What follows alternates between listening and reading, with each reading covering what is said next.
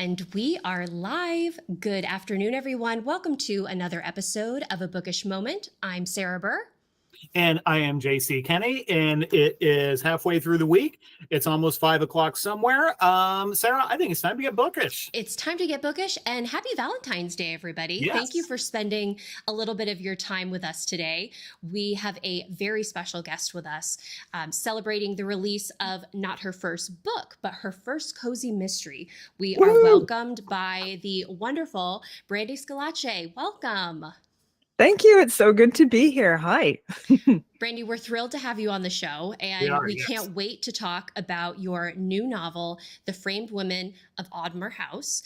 It's going to be really fun to dive in about how this came about, how you got your start in the cozy mystery genre, and all of those good things. I want to say hello to our viewers who are joining us this afternoon. Thank you guys for being here with us on Valentine's Day.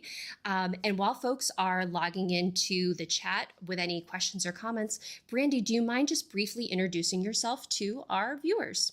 Sure, I'd love to. So I'm Brandy Schillace, and that's kind of hard to pronounce. But I'm a writer, I'm a historian, and so I've largely done nonfiction up to this point, but I'm also autistic, and I'm an editor, and I'm living in this world as a weird alien. And so I've always loved mystery. I taught Gothic novels when I was a professor. I cut my teeth on Sherlock Holmes when I was quite young. And I just, I really wanted to try my hand at writing one, but one that reflected my experiences and also had that kind of, representation for other neurodivergent people. And I was in England. I heard a story about a garden, and I thought, wouldn't it be interesting if, and thus the novel was born. I love it you mentioned Gothic, and when the Lost Woman of Ardmore House opens, just those first few pages, it just oozes a Gothic vibe. And it was just like, holy cow. I mean, so just if you could describe for us a little bit, kind of Ardmore House, the setting. Sure. Yes. So this takes place in North Yorkshire, and it's a place I know well. And it's the Pennines. The Pennine Way is a long walking path that people can take through beautiful countryside. It's moors, and it's very Wuthering Heights. It's very sort of Jane Eyre-esque, right? It's got that kind of feeling to it. And North Yorkshire is a really interesting area. It's not that far from York. It's not that far from Newcastle. But in the area that we're talking about, if you've got a village or a town and you have 9,000, 10,000 people, that's big. That's because mostly it's just quite rural out there. And it's a place of really, big sky and rolling hills, and the storms come in and they go out, and it's just this wonderful light out there and exposed stone. And it's just, you can't not write Gothic out there, it's got that sublime feeling to it. I mean, you had me at moors. There's something about like an English moor that has just always fascinated with me. And I think it harkens back to Sherlock Holmes and just like the vivid imagery that you get about like, there's definitely a mystery afoot here. Yeah. It's very Baskerville-like, this particular, and the house as well. The Ardmore House, which is based on the interesting thing, when you go to the UK, you can often tour manor houses. And so I've seen a number of them in this book that I've created kind of composite for this house. But I actually, I draw pictures of the stuff that I do. I have it's called @Netherley. I have an Instagram account where I illustrate. I'm an artist. Some of the things, and I actually have a map of the town and pictures of the house up there, just in case people want to check them out. That I love a good book map. So that is definitely something that I'll have to check out, because the atmosphere and the world that we're being introduced to through Joe's eyes, our main character, is so cool, because at least for me, it's like, she's a New Yorker going to this like beautiful English village, and of course a dead body is found, which is always fun. I mean, that's the dream. I mean, yeah. So I would love to know how you how did Joe come about? Because you have this beautiful setting that you were inspired by. How did your main character come to you? Well, so there are many aspects of myself in Joe's character. We're not alike. I tell everybody Joe is sort of this very bubbly, kind of unsinkable. I'm a little bit more cynical. I'm a little bit more like, Sheila Green or James McAdams in the book. But she's just this wonderful, bubbly character. But her picadillos, right? Some of her peculiarities or quirks, those are mine. And it's because, I tell everybody inside my head, the things I think, the wiring I've got up there makes sense. And if you actually were in there and you went, oh, okay, A, Z, X, B, 7. Okay, I see how it all comes together. But then from the outside, it looks heckin' weird, right? Like it really looks strange. So I wanted to do the novel in 2 pieces. So you had a character whose perspective was like mine from an autistic perspective. And then you could see her from the outside. So you got that sense of like, oh yeah, that looks a little strange.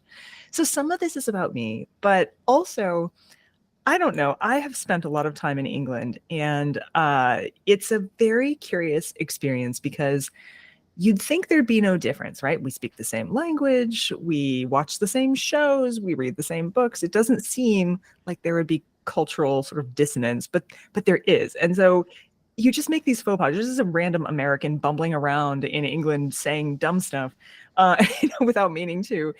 And so I thought, what an interesting picture that gives us of what it's like to be someone who's neurodivergent and who's trying to exist in the world and, figure out the secret handshakes of social behavior. And I thought this was a really good way of illustrating that. But in the end, don't we all kind of feel that way sometimes? Don't we all feel like we don't quite fit and we're all looking for a place where we fit? So I felt like Joe is a character who represents some of me, but also is sort of an everyman character that I think we can really identify with. Well, and I really love the fact that I don't think we're giving anything away here. This is very much a fish out of water story. Yeah. Because to Sarah's point, Joe is a New Yorker, spent some time in Chicago, and now all of a sudden, boom, she's in the UK. And I think even even in the first few pages, there's one point where she tries to not talk when she's in the pub because she doesn't want to bring any attention on herself because of her American accent. So I was wondering if you could talk a little bit about that American in the UK dynamic. Yeah. A bit more. So some of the first trips I took overseas was during George W. Bush time, which was not a great time to be an American in any other place. So actually, I'm not sure it's been, I don't know that it's gotten a whole lot better, but so, I was traveling and people were like, well, just pretend to be Canadian. But I turned out not to make a very good Canadian either.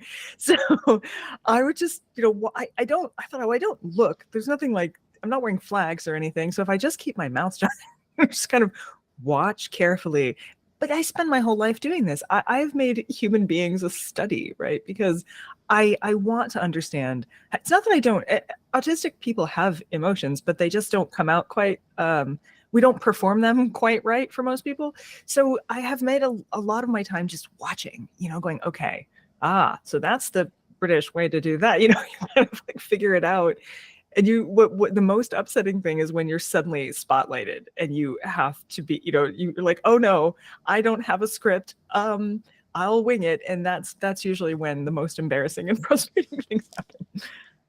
I feel the moment in time you were just describing where, we had to kind of keep our mouths closed and pretend that we weren't American. I was always told it's like, oh, like just go with Australian. But then it's like Australians also have a very like interesting reputation when it comes to traveling. They do. So it's that relatability that I think just immediately endears you to Joe, and also the observation aspect. I think we all know what it feels like to watch others to figure out like how do I deal with this situation. situation. And reading that and feeling that from her perspective was not only illuminating, but it was just so like, oh, I have been there. But it also helps with the mystery solving aspect. And, you know, we've got this beautiful setting, we've got a wonderful main character, but then we have a mystery. And I'm very, very curious as to, because of your nonfiction writing background, how did you decide on a mystery, and a cozy mystery at that? So, you know, to be perfectly honest, I write nonfiction, but it's not what I read for pleasure. When I read for pleasure, it's Sherlock Holmes, Nijayo Marsh, Agatha Christie, Louise Penny, Alex Grecian, Stephen Gallagher, right? So not all of them, some of them are thriller writers, but mystery is like my genre, you know, it's my go-to. And I have to say, so this is, I've not actually said this anywhere else, so this is new information for everyone, but exclusive. Exclusive. I struggle as an autistic person to watch television because it's hard to explain. There's a lot of permeability, and I find that if there's a big high emotional content in a show, I absorb so much of it that I'm like not okay for a couple days. And so it gets really inside my head, and then there's this whole special interest thing, and I can kind of spiral, and then it's difficult to get things done in the real world. Whereas mysteries it's like the seasons, right? They're always the same, but they're also always different. So when I watch a mystery, there's these signposts. I know where we're at. I can tell you, like, even by looking at the status bar, like, aha, we're just about at the denouement, right? And that is a really comforting thing. And that's something that cozies give you. They give you that sense that it's going to be all right. You know, you're going to be able to read this and come to a conclusion and be okay with it. And as an autistic person, that's like my comfort blanket, you know? So when I wanted to write fiction, I thought, oh, that's what I want to recreate. Not that I'll never write a thriller, but it's just, this feels very much like at home. It turned out to be a lot harder than I thought, but it did feel like home. That description, I just feel that, JC, you and I have talked about this numerous times, about that comfort, and just knowing that the good guys are going to win in the end is definitely something that, as a reader of the genre, I absolutely love. But also as a writer, I know that at least I know where I'm going, and that it's going to be it's going to end on a happy note, so that the roller coaster experience that is writing can at least have like that nice light at the end of the tunnel. Yeah, definitely. So, you know, kind of along that line, one of the things that, while we do know we're going to have kind of our happy ending, you know, with our mysteries, of course, as writers and as readers, there's that whole, you know, crazy trip that we're going to go on. And one of the things about Jo, that in addition to being a fish out of water, she's starting over again. You know, and she's kind of been through the ringer already. Could you give our readers a little bit of a hint on kind of what brings Jo to the UK? Sure. And I don't mind telling you, it doesn't really give anything away, because all of this technically happens before the book begins. But Jo is recently divorced. She was in New York, and she loses her job in the divorce, so to speak.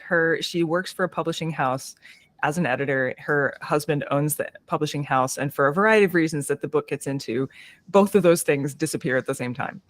And at that very critical time, she finds out her mother is ill. So she goes to take care of her mother, and her mother's last illness, her mother has cancer. And it's only after the reading of the will that she discovers she has inherited this strange property from a side of the family she knows nothing about, that she doesn't even know exists. So, you know, she basically doesn't have anything to lose. She's like, okay, you know, I'm going to go be a brand new person. But it does mean she's kind of, I wouldn't say high strung, but like she's on the, you know, she's a lady on the edge. She's kind of like at that moment in life where you're like, okay, things can't get worse. And then someone gets murdered in her living room, and it's like, okay, they can. And on top of that, you know, not only is somebody murdered in her living room, she also has a secret room with a hole in the roof. Yes, and a secret painting, and, you know, and she might be a suspect. I love this, the aspect of like the mystery, or two mysteries, or dueling mysteries, or Right, these right. interwoven mysteries. And the fact that, I mean, your title is just so clever in how it's presented to the reader, because not only do you have Joe, who may be a suspect in a murder, but you do have these paintings that are just generating interest. So I'm wondering if you could paint a picture for us of how the interior and the atmosphere and the history of the house kind of drives Joe in her quest. Right. Well, so you have one of the things about Joe is that she has grown up thinking that her family's very small, and when her mother dies, she's supposed to be the last living member of her family. So when she inherits this property, there's this longing for family, this longing for home. She goes to this property. It's not what she expects. It's a disaster. But it also is a treasure hunt, because she's like, who were these people? And there's two paintings that are on a wall that she sees and that she's trying to understand more about, and a secret painting in a secret room that vanishes in like chapter 2. So very, very early on. And then she wants to know, A, who was it in that painting? B, why has it disappeared? Does it have anything to do with, the other problem, which is the dead body? And how do these things work together? But I spent a lot of time studying the painting itself, and some of this appears in this particular book. Some of it will be in the sequel, which I am working on right now. But oh yes, yeah, it should come out summer 2025, I think. But that sequel and this one, there's a real painter that I studied for this. And so I was really conscious. I went to the National Portrait Gallery in London to see paintings and to decide like how to make this work as part of the mystery. And so I think there's something evocative about paintings. I am a painter. Sorry, there's a stripe of light on the painting, so you can't actually see it very well. But when as much as I love words, and I do, and Joe loves words, there are some things words can't adequately capture that painting can sometimes tell you, but also painting can hide things. There are clues potentially in the way we present things. And as in fact, the cover of the book has some clues in it as well, which was very clever of the artist who did that. So, paintings and words sort of mesh together in this double mystery that we have here. If that doesn't make our viewers want to read this book, like, I don't know what it will, because I mean, the layers, the secrets, just like all of the gems that are hidden within these pages it's an utter delight to read and experience. Thank you. And one thing that I want to make sure that we touch on, because we only have 10 minutes left. This time always flies by. So Joe isn't alone in this endeavor. Right. She, she comes to this village. She's brand new, but there are a really eclectic and really wonderful group of people that she is able to, introduce herself to, who are open and accepting. And so what I'd love to hear your thoughts on, Brandy, are the folks that Joe works with over the course of her investigation.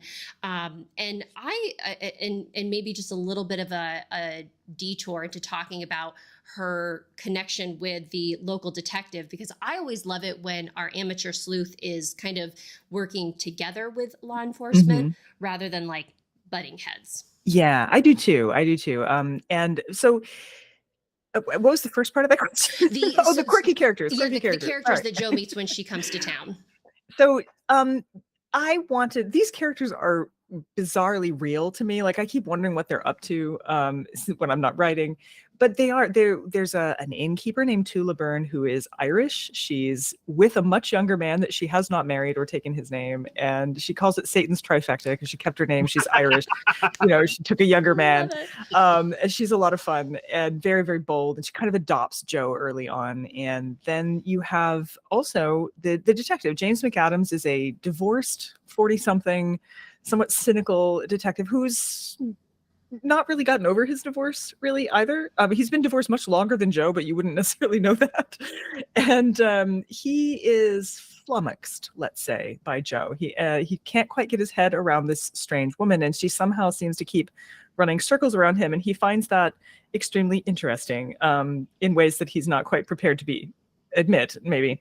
But they have a really great relationship. And then there's also Gwillem. Gwillem is a Welsh antiques dealer with ADHD who just fawns over Jo. He's super in love with Jo.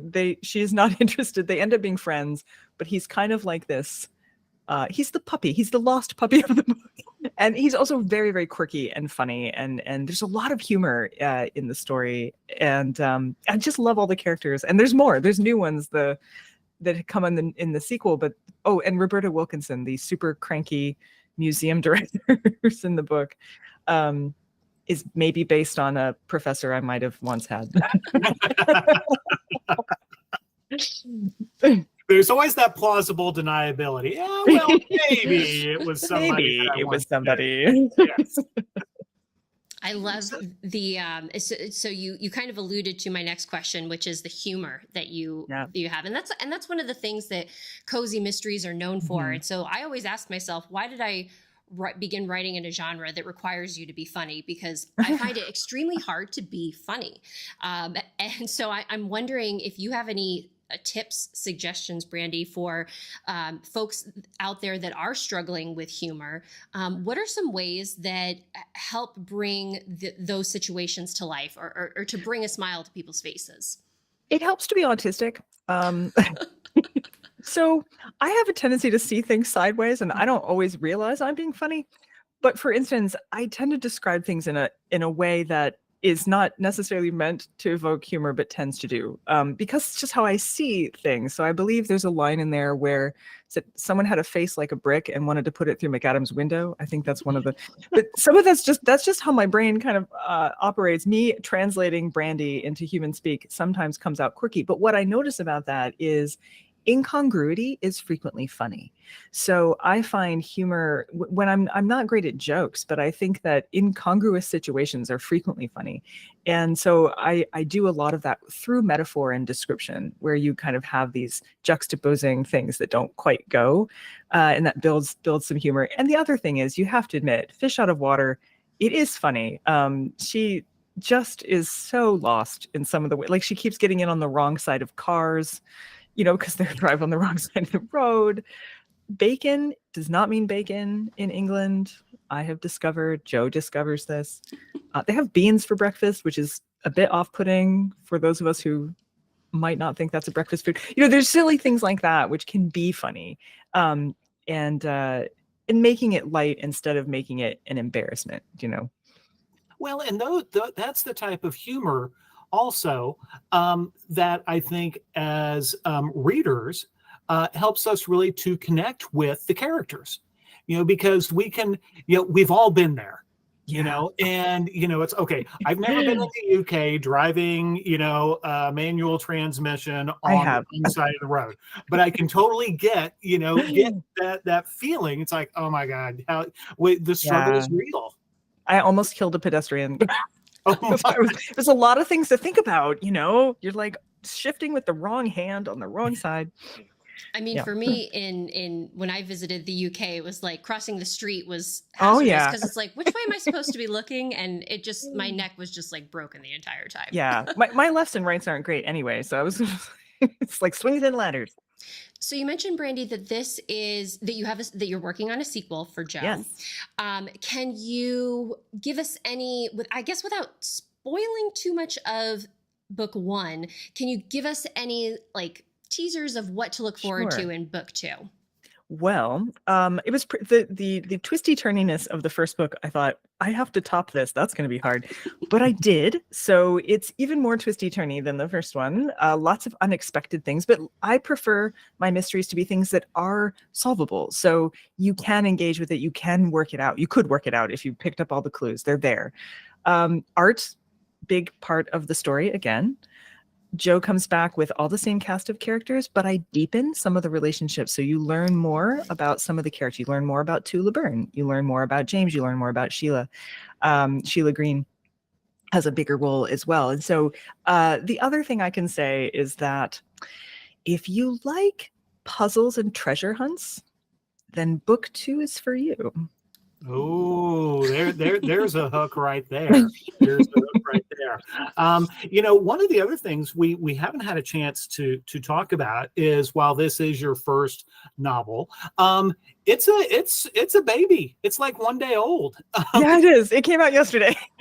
So congratulations to that. I'm assuming folks can find it wherever books are sold. Yes, wherever books are sold. Also, you might be interested in the audiobook because there are Irish, Welsh, Geordie, Newcastle, Yorkshire accents in it, and as well as Joe's accent, which is American. And they hired a lovely voice actress who does all of them.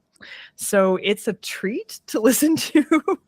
I can very much vouch. I was listening to a little bit of it because I wanted to make sure that like the names that I had in my mind, that I got them right, and hearing just the world come alive. It's a treat. So definitely, it's so much fun. If you're thinking about dabbling into audiobooks, you are too afraid and you're thinking, I don't know if this is for me, this is, I think, a great book to get started with. It's a fun one. Yeah. And it's a quick read. Like, the book's a quick read. And I'm also extremely, like, I'm very reachable. I'm easy to find, so people can actually ask me questions. I've even had people, if they want, they can ask me to draw characters that I haven't perhaps illustrated before. If people follow my newsletter, especially, they get extra stuff. So I'm really happy to do that. Well, very cool. That perfectly cues up our last question for you, Brandy, of if people do want to reach out and communicate, what is the best channel to go through? Okay, well, so I am mostly reachable. I'm most directly reachable on Blue Sky, which is now open to everybody. Mm-hmm. I have someone who monitors Twitter on my behalf, but I'm more directly engaged on Blue Sky, and I'm on Tumblr. Which I know that's strange, but I am. Me and Neil Gaiman, we're up there. Then I on Facebook, I am the Peculiar Book Club. So I'm also, people can join the Peculiar Book Club. They can see I run the show it's a show for nonfiction authors. It's like this one, but for nonfiction, if you like weird, quirky nonfiction. And then I have a newsletter that you can join the Peculiar Book Club newsletter, but you can also join This Book's newsletter, which means you get Netherley news. The word Netherley is going to become important to you if you read the book.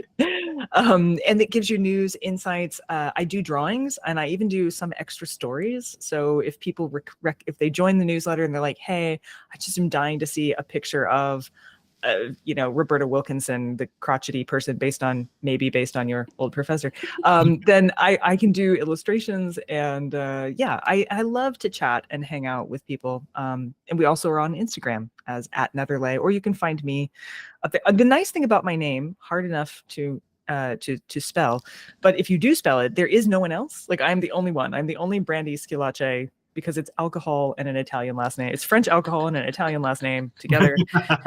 Not normally a thing that happens. So I'm the only one, and I'm easy to find.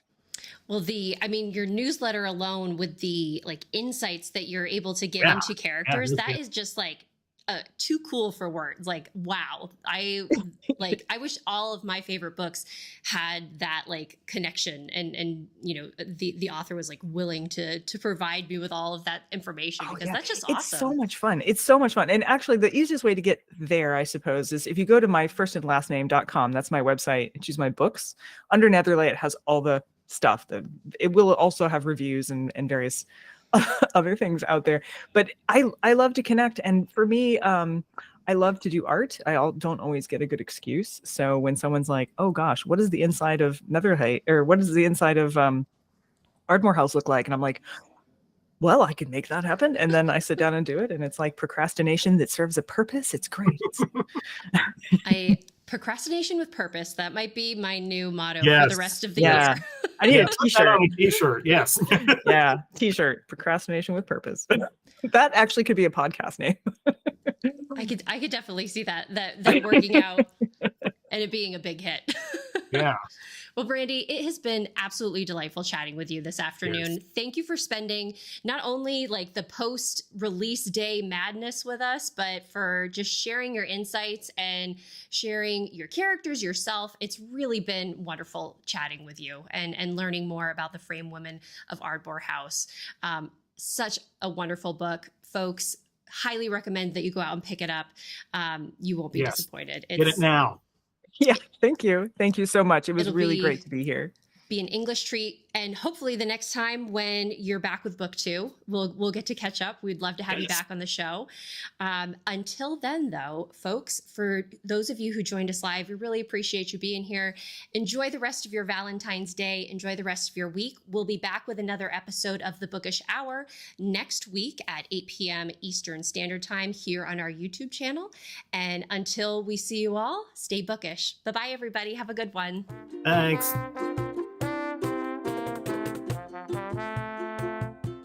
Thank you.